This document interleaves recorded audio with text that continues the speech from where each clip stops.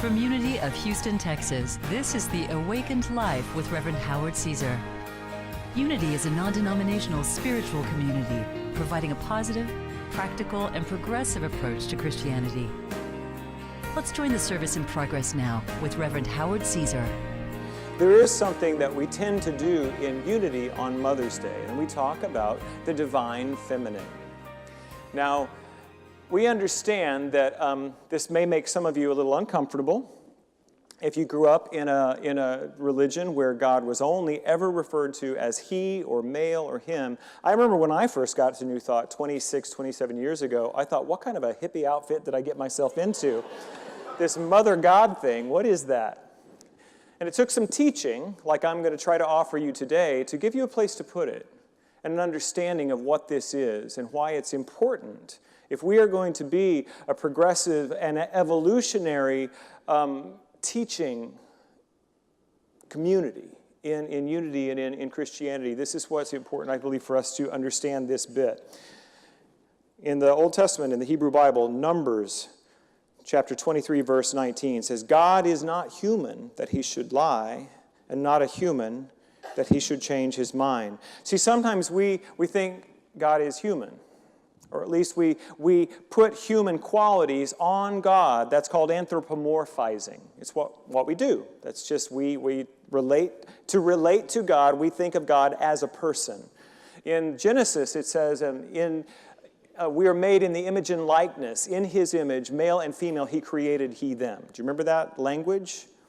And so it says right there, we are clearly male and female, although we're learning that gender is much more fluid than we realized in the past. But we are predominantly male and female.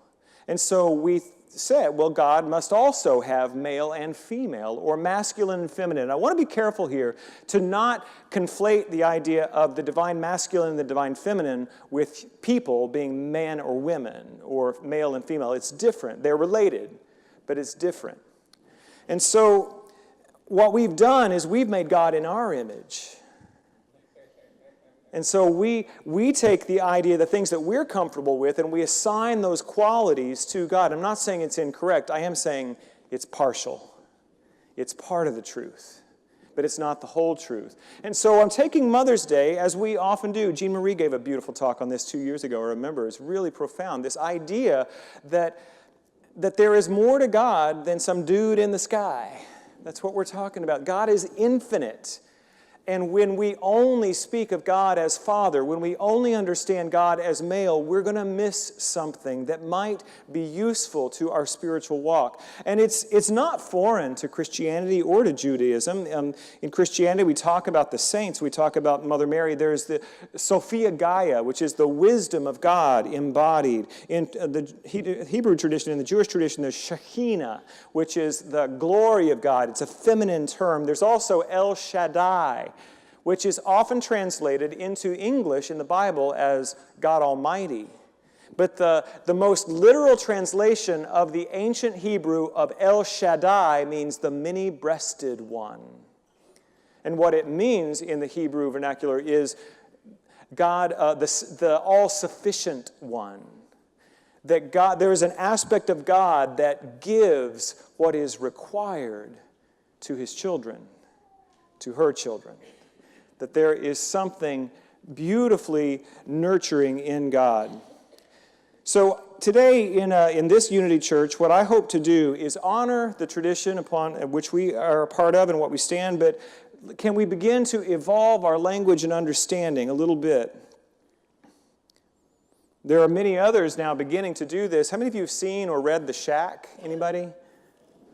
Yeah, and it comes from a very traditional Christian theology, and yet the Trinity is portrayed by two women and a man. A very Middle Eastern-looking Jesus, as a matter of fact, which is not always, again, we make God in our own image. And so it's beginning to have a larger conversation. The things that they thought that we were kind of some weird hippie outfit in Unity, sometimes we're finding other places are now beginning to have this conversation. What if we didn't just think of God as male or as a man? So there are three things that I wanted to share with you today. Three ways that I feel we can begin to become more familiar and in relationship with the divine feminine in a way that I think might really be helpful. And they're this: the nurturer, the creator, and the warrior. Before we go into those three, I want to talk a little bit about this idea of divine masculine and divine feminine. Many of you have seen the yin-yang, the yin-yang image. It's the two sort of comma-looking things that are in a circle together. One is white, one is black. In the black one, there's a circle of white. In the white one, there's a circle of black. It's a way of, comes from Taoism and Buddhism, of understanding that the whole, which is one, can be represented as two. It's still one thing, but it has these two aspects. And there are many things in life that are like that there are pairs of opposites that are still one thing. And this is one of those polarities that we talk about, the masculine and the feminine. When we're talking about the divine masculine, we're talking about the energy of movement, of decision, of action. The divine feminine is more of a motion of stillness and spaciousness and receptivity. The words I often use are the directive and the receptive. So don't think about men and women. Don't think about body parts. Think about this idea of directive, moving forward, moving out, taking control, and receptive, allowing, spaciousness. So when we talk about these three archetypes, really, of the nurturer, the creator, and the warrior, that's what I want to talk about, that spacious, feminine quality. So the nurturer. I was thinking, what do I want to share with you? Where was the time in my life that this became alive in me? And it was at a Bette Midler concert. No lie. This is, 15 years ago. I was in Dallas at the American Airlines Center, and I got really good seats. I was like fourth row on the floor. And she's great. And she was in the mermaid costume. It was a lot of fun. And somewhere towards the end of this show, she did a song, very simple, beautiful song I'd never heard before, called Mary. And I've had this experience, I think, 3 times in my life where I've been stopped in my tracks by a song. Another one was Love Will Keep Us Together by the Captain and Tennille in 1976. That's when I knew I wanted to do that. I wanted to be a musician. But this song that Bette Midler sang, it took me a couple of years to track down the songwriter. I Googled it and Googled it and Googled it, and finally on some message board in some fan site, I found that they mentioned Bette Midler singing Patty Griffin's Mary. So then I had a name, and Patty Griffin had one album out at the time. She has several. I have every single one of them. She's an amazing, soulful songwriter. But these are some of the lyrics that just captured my soul. Mary. She moves behind me. She leaves her fingerprints everywhere. Every time the snow drifts, every time the sand shifts, even when the night lifts, she's always there. Jesus says, "Mother, I can't stay another day longer." And he flies right by and plants a kiss upon her face. And while the angels are singing his praises in a blaze of glory, Mary stays behind and starts cleaning up the place. And I still get chill bumps when I think about that there is that divine, you get the masculine and the feminine in that image, that the divine masculine goes and accomplishes and achieves and does, and there's blaze of glory. And then something is still needed. A quiet, continuous, patient, persistent, loving, nurturing energy. That is the divine feminine. And you can't tell me that we don't need it. We do. So that is the nurturer. It's that everyday love and care. It's not glamorous. They don't write songs about it very often. But it is so necessary, this continuous nurturing energy. The second archetype, I guess, that I would call it, that I want to talk about today, is the creator. And this one, well, the last two, the creator and the warrior, it's a very stark contrast between the way we would understand the divine feminine as creator and the divine masculine. Let there be light, and there was light. That's a very masculine divine masculine idea. Just make it so, number one. It is just, yes, we're going to do it. Here it is. I'm going to create something. I've got the plan. I'm going to build it, and it happens. Just like that. Guys love that, don't we? A lot of you women do too, but that's a very masculine approach to creation. I see it, I'm going to do it, and we use this in unity all the time, and it's necessary. It is affirmation, it's claiming our good, standing in our faith, proclaiming it to be so. Necessary, useful, and there is another side to creation. The image that kept coming to my mind was a pregnant woman.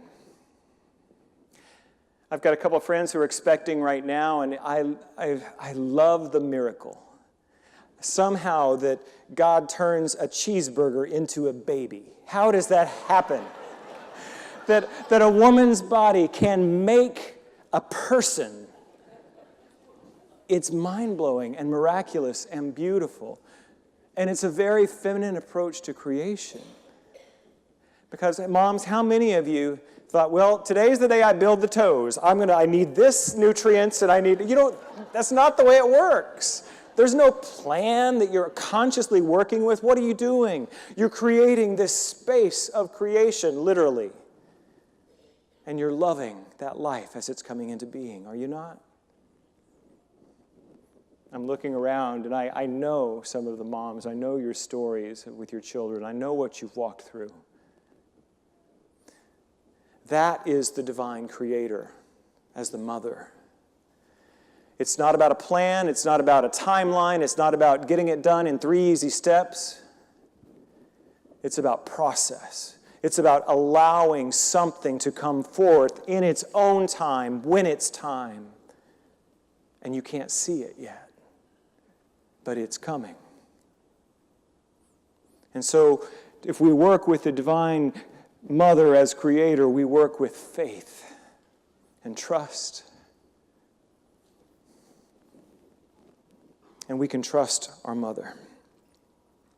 There's a story that I was told about that trust in the process of the revealing of the greater good. There's a man walked into a medieval city, and a great church is being built in the town square, and there are 3 men who are doing stonework, and he goes to the first one. He says, "What are you doing?" And he says, "Can't you see, idiot? I'm working with stones. I'm stacking them one on top of another. Get out of my way. I'm busy."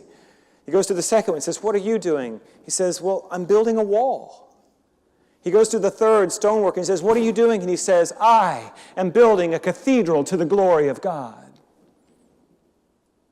Do you feel the difference? The creation energy of the divine, the sacred feminine, is to know that something magnificent is coming, but I can't see it yet with my eyes. The third is the warrior. I love her. She is great. In the new Wonder Woman movie coming out, I've been watching the trailers for that. They talk about the Amazons being created by the gods to protect the world.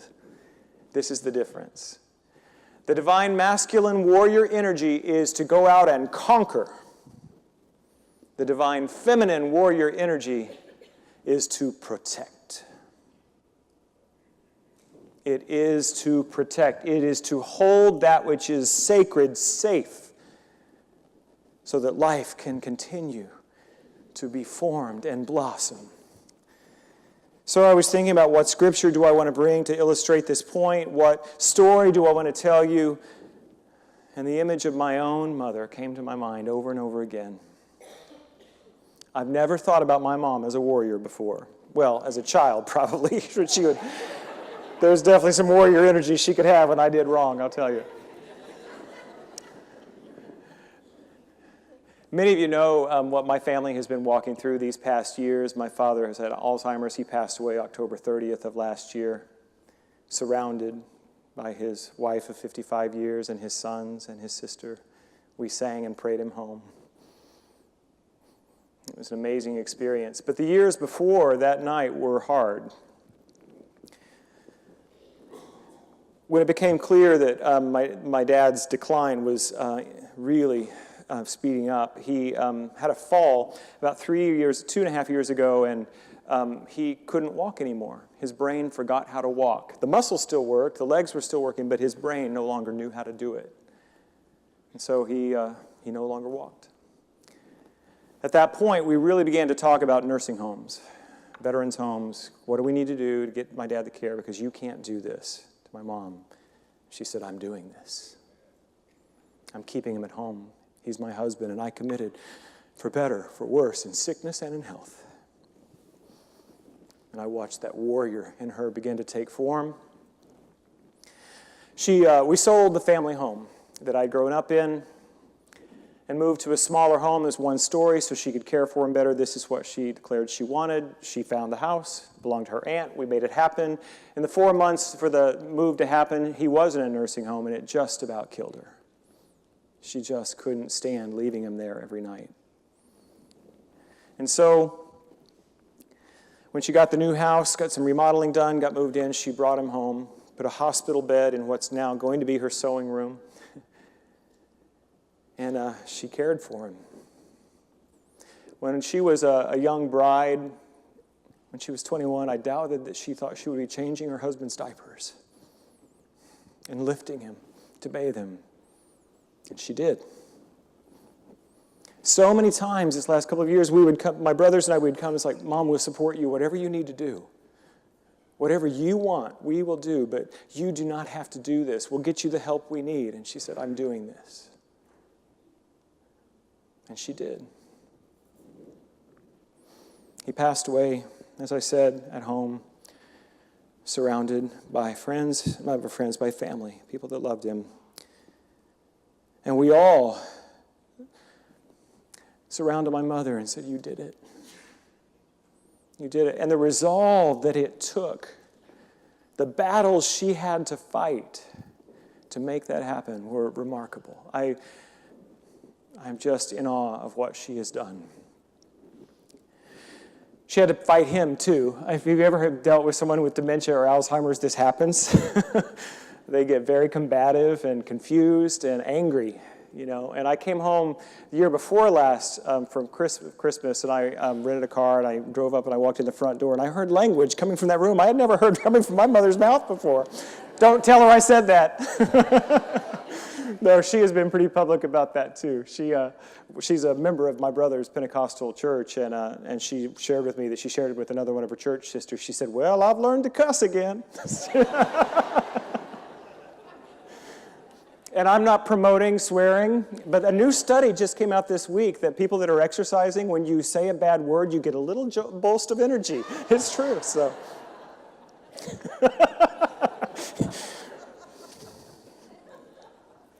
It is warrior energy. It is. It's warrior energy.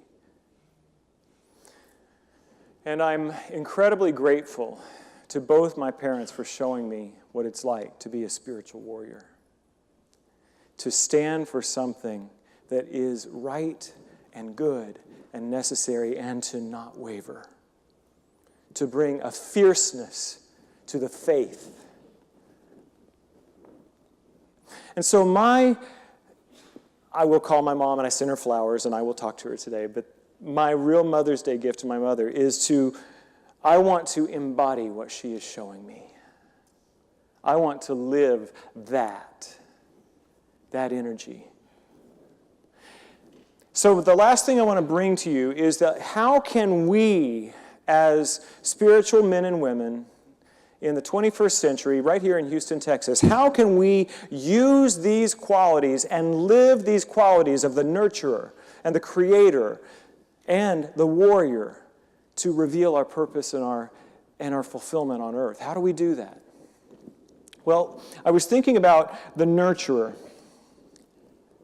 And you know, we live in a very interesting time. We are more connected than we've ever been and less connected than we've ever been. We're going to talk about that a little bit next week at our generation service, just see the way that that's shown up in our life. So what I was thinking that we could use the Holy Mother, the feminine divine, in nurturing our relationships.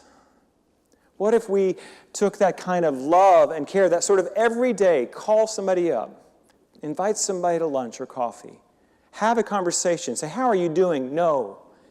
How are you doing? Tell me how you're walking these miles. If we could become that real in our relationships, what would that shift in our lives? Our speaker on Wednesday night, a friend of mine from Dallas, Dr. Alexis Rice, she pointed to Jesus as a model for how we can be in the world with people. And she said Jesus had the multitudes. He had the 12 and he had the 3. We have the multitudes, we have the crowd, and we know a lot of them, and we have this kind of relationship. And then there's this inner circle of the people who have your back, people that maybe as Jesus was discipling them and they're supporting him, but then there's the 3, James and John and Peter, those who were around him, who he could really let his guard down, who he could really count on for that sort of support. So I just encourage you to think about nurturing, that nurturing, loving, everyday energy with your relationships. Right now, think about who would you want to call? What is asking for your attention in the realm of relationships for you? Creator, how do we bring the energy of the Creator into our lives in this different, this softer, more nurturing way? It's your dreams. You know, you can get a plan, you can get a goal, and you can work it. But a dream doesn't always adhere to the plan. Have you noticed? And I'm not necessarily talking about career, though that may be it for you. Maybe it's a dream of family. Maybe it's a dream of freedom in your body. What's your dream? What's the thing that you can feel calling to you, but you can't see it and it's not yet born? I'm going to ask you to invite that feminine creator energy, that kind that just nurtures and loves and supports that which is unseen but is so real, waiting to be born in your life. And then lastly, how can we bring the warrior mother into our life? What is asking for protection? What is the thing that is so sacred and valuable to you that you see being violated in the world, that is asking for your mama bear? What is it? We had an election last November. Did y'all notice? We've had more protests than we've ever had in our civil society. Those who track values polling, they tell us that we are the most divided we've ever been as a nation.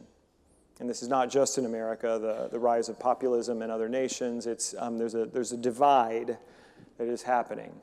Somebody after the first service, he said, I don't know that we're divided. I think we're waking up. And I said, I think it's both. I think that the divisions and the sharp contrasts are waking us up. We had last summer, after the Black Lives Matter and the protests and the shootings, there was a lot of pain in my heart. There was a lot of pain in our church, and we began to talk about what is ours to do at Unity of Houston, and we held a dialogue on last October. On a Monday night in the Pyramid, we got together and we said, what do we want to do about this? How do we want to show up in the world? How do we bring our spiritual beliefs and principles and practices to the goal of healing the world? And we called it Healing the Heart of America. And we began something. Cindy Wigglesworth is co-chairing this with me, and she has taught several classes for us, a class on justice. She's taught a class on political polarization. We partnered with the Jung Center. That was a great class. Wonderful things are beginning to happen. We're educating ourselves. We did a class on spiritual evolution, seeing all of this through the framework of something is happening. It looks bad in many ways, but we know that something is being born here. More of that divine feminine, the Creator. And next Sunday, we're doing something that we've never done to my way. Well, we've done it in different ways, but we're doing it in a bigger way. Our next iteration of the Healing the Heart America is a dialogue on race. It's happening next Sunday after service at 1:30. I invite you to put that on your calendar. We have healing to do. Charles Barkley, great NBA player, now commentator, just won the Emmy last week for Best Live Sports Commentator. He's really a funny guy. He's doing a series on TNT right now called Race in America. And I've been watching it, and I'm surprised at two things. I'm surprised at the commitment that he has to have a real and honest, open dialogue about it, and I'm surprised at how deep the wounds go. We have work to do. I grew up in a race a home where racism was just, a racist was just about the worst thing you could be. And I grew up in rural Oklahoma. We saw a lot of racism out there, but for whatever, I don't know why my parents were like this, but they were very, very against that kind of bigotry, and they just ingrained that. And my brothers and I, we share this just really abhorrence of racist behavior. But that doesn't mean I don't have healing to do around the issue of race. It doesn't mean that there's not something that wants to be born, that wants to happen in me. And what I know is that it wants to happen here in this church. We have work to do. And it's not everybody's. If you're not feeling called to this, then, go have brunch. But if there's something stirring in you, and what may be stirring may be your discomfort. What is our name? What is our calling? Unity. And we're not there yet. But I believe that if we can bring this idea of the warrior of protection, standing for that which is good and necessary, we believe in equality. We believe in justice. We believe that people should be treated correctly, regardless of the color of their skin. If you believe that, we might need your warrior energy for this conversation. Something has to be nurtured in our relationships. We've got to talk to each other. We have to see that the experience is different for black people, for brown people, for people of Asian ancestry. It's different. We have to see it. We have to build these relationships. And lastly, we need that creator energy. Something is asking to be created for the next greater good of this world, and it's asking for us. And it's asking for our love. And it's asking for our commitment. There is a Holy Mother, and she is here to help us birth it. She is here to help us sustain it. But we need you to bring her forward. God bless you. Thank you for joining us for today's message. We invite you to be with us again next Sunday. Unity is inclusive, welcoming people of all walks of life in dignity and love. We believe that love, strength, and goodness dwells within you. May we all live in unity with God, humanity, and all of God's creation. And remember, as Reverend Caesar says, life is meant to be good. Hi, I'm Howard Caesar, and I'm here to invite you to read my new book, 1 + 1 is 1. I believe the world is aching for oneness, and so is every person at a soul level. Oneness is an experience of the heart that transcends the mind. More than an intellectual concept, it's a feeling that expands our relationship with the divine and all its creation. It puts us in touch with life in all its forms in a deeper, more connected way. In the book, I explain what I mean by 1 + 1 is 1, for its tremendously important universal spiritual principle that we're all called to live. My intention with this book is to remind and inspire you, the reader, to realize that the soul's deepest longing is oneness, and that through its pages, to awaken, restore, and deepen your sense of oneness with the all that is. I hope you're led to pick up a copy and benefit from its contents.